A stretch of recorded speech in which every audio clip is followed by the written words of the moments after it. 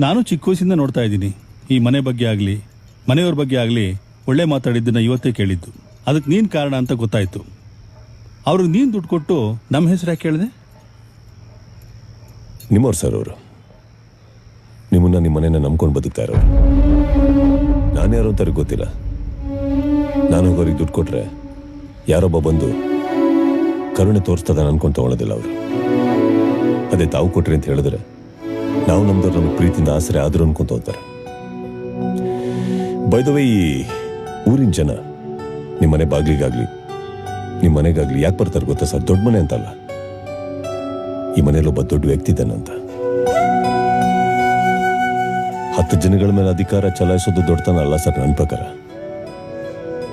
ಆ 10 ಜನಗಳ ಅತಿಥಿಯನ್ನ ಸ್ವೀಕರಿಸೋದ್ರಲ್ಲಿರೋದು ದೊಡ್ಡತನ.